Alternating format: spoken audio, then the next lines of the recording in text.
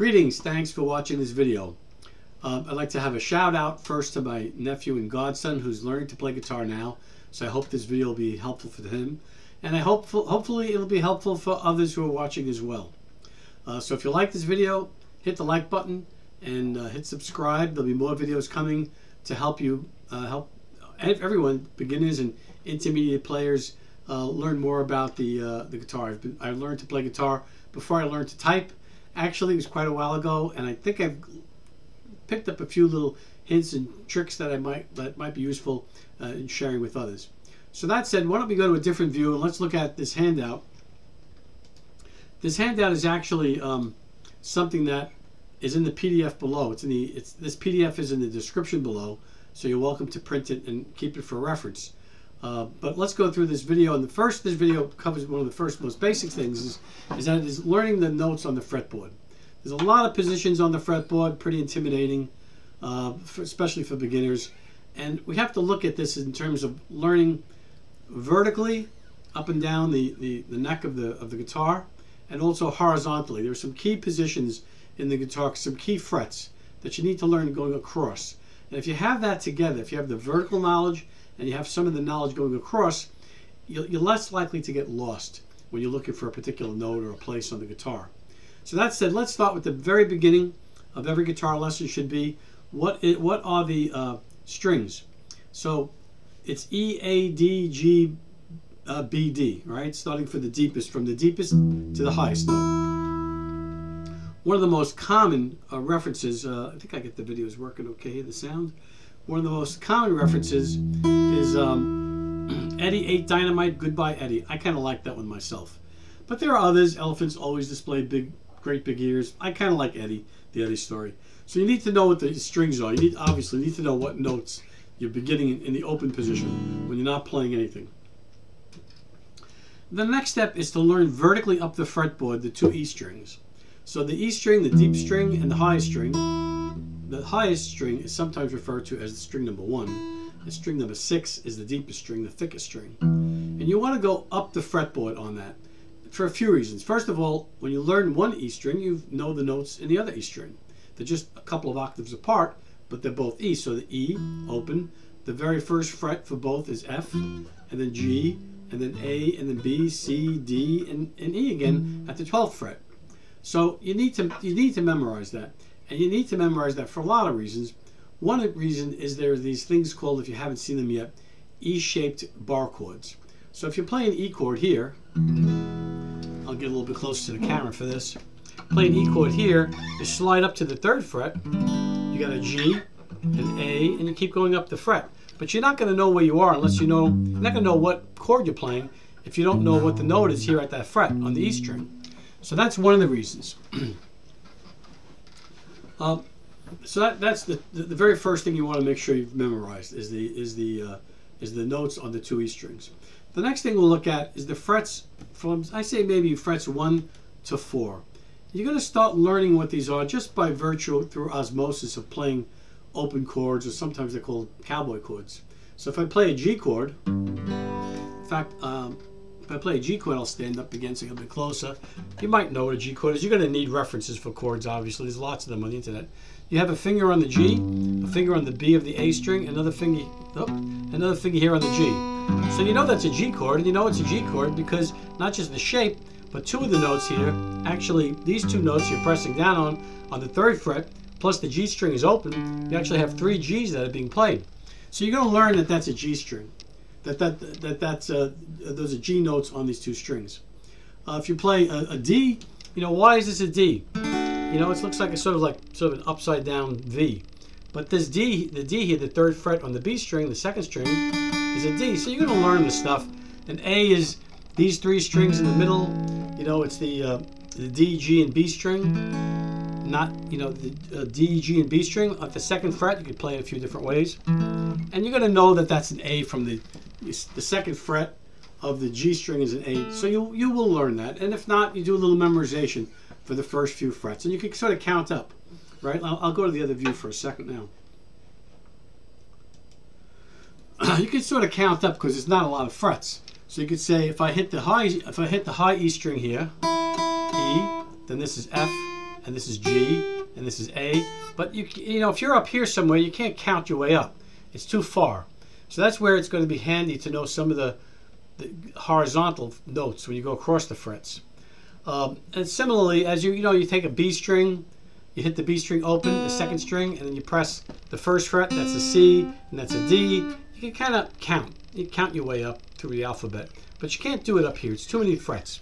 So you're gonna have to learn, across the frets this way. Across the frets this way in certain spots, which are very handy. So that's the. Let's go back to the dual view for a second. So that's why we're going to start to look at now horizontally across each fret. We want to look at that horizontally across each fret. And let's start with the next fret up, the 5th fret.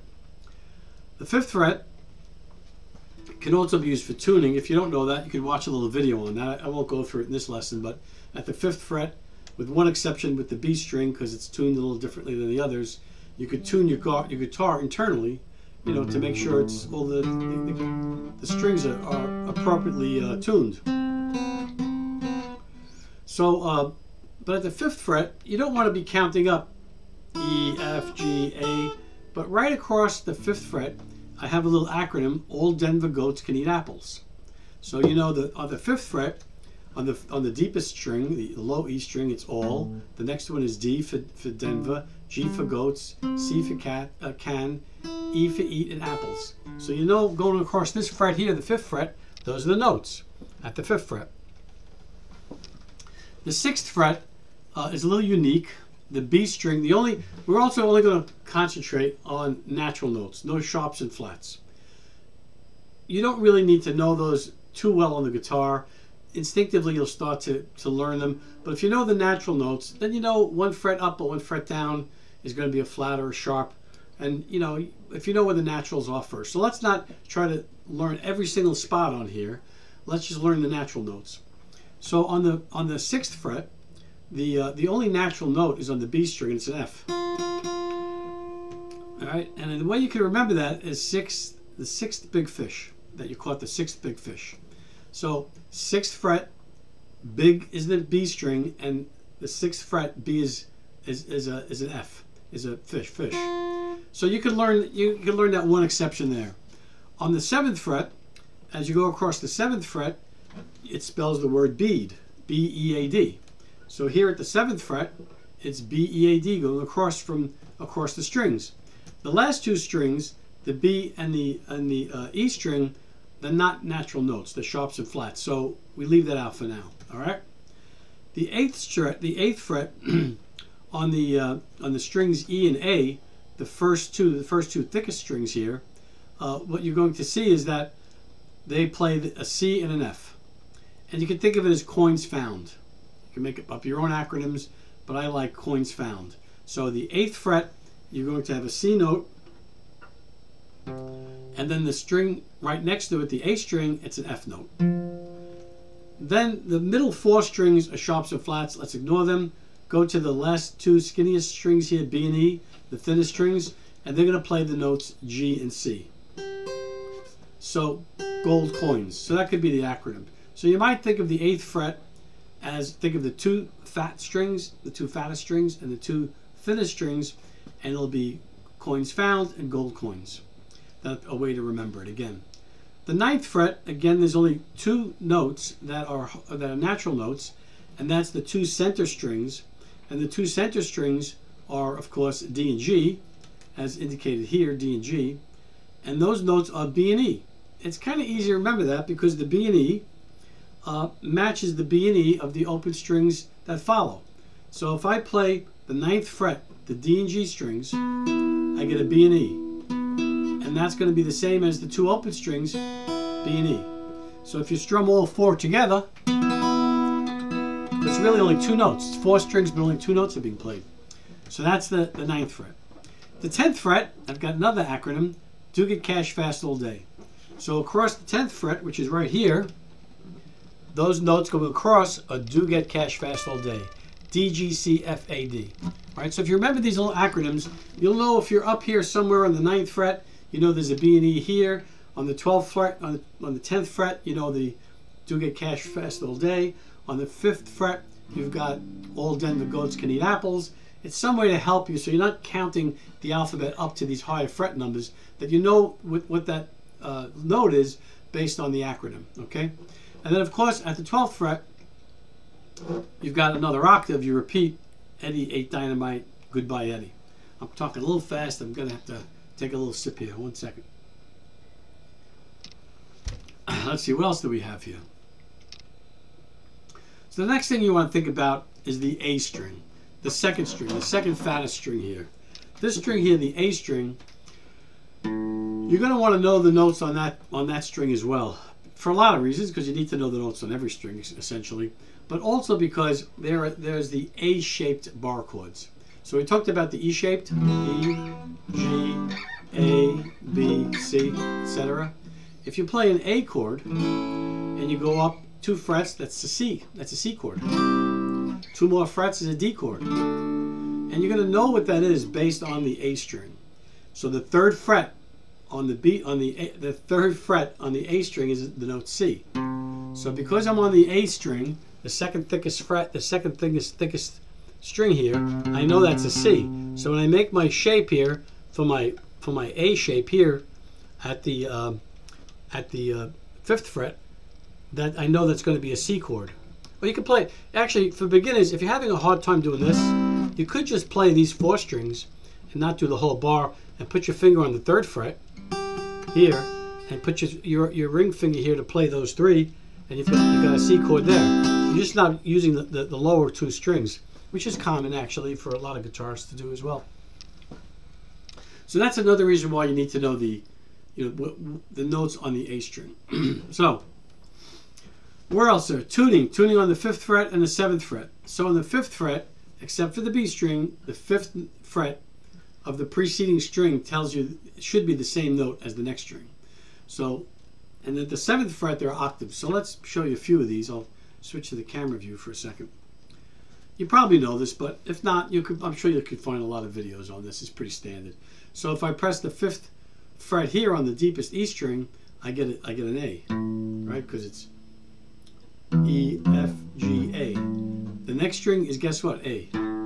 So these 2 should sound the same. And you could go across the whole guitar like that, except when you want to match the G string with the B string, you have to go down to the 4th fret because of the way the guitar is tuned. And then when you go back, you'll go back to the 5th fret on the B string to get an E to register with the highest E string.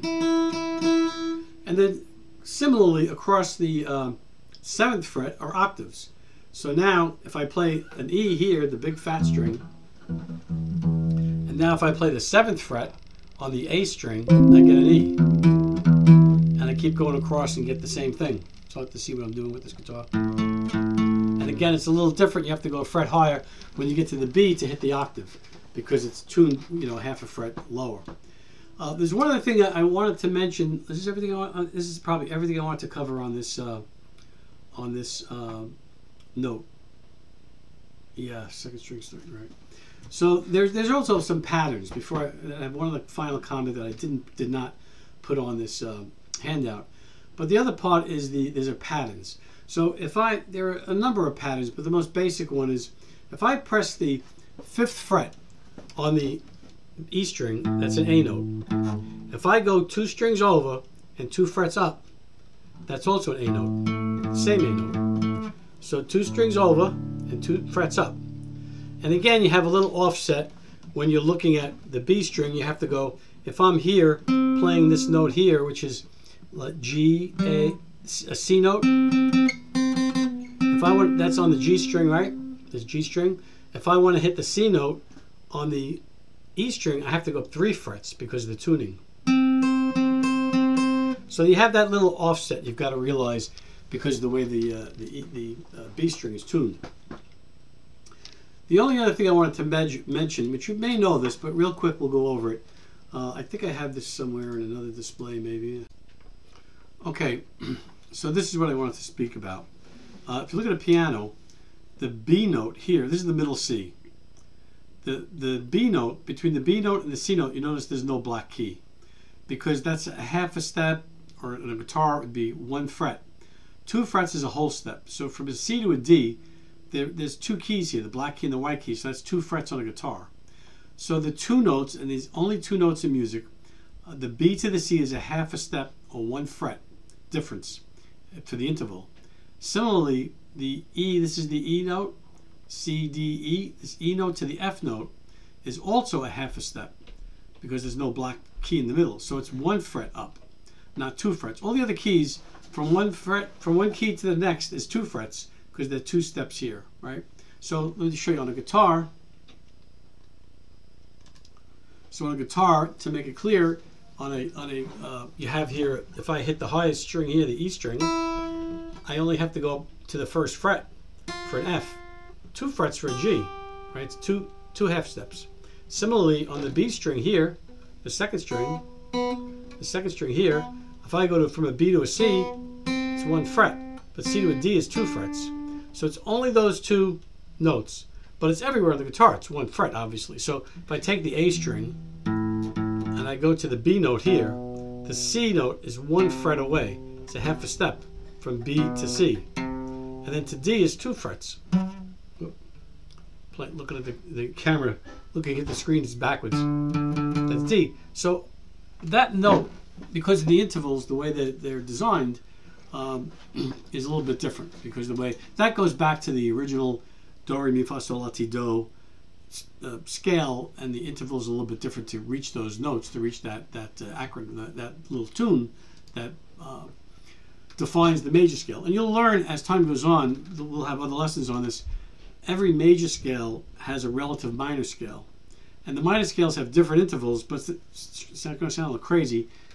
A relative minor has the same notes as the major scale. It's the same notes, but because you're starting in a different place, a different root, you're going to use different chords to overlay it, to harmonize with it. It's another conversation that'll get us into modes too. And I think of a very simple way to explain something that many people find difficult, is playing different modes, which are kind of like scales, but not major or minor scales. But that'll be another conversation. So that's what we have for today. I hope you found this useful.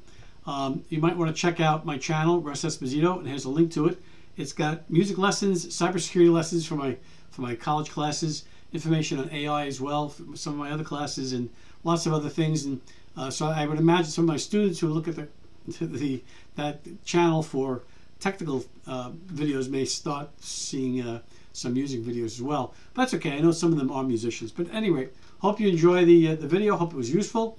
Put some comments below if you like. Log on and put some comments, or if you have suggestions, what you'd like to learn next. I have my own thoughts about the next video that might come up, but I'm open to suggestion. Hit the like button and subscribe if you like.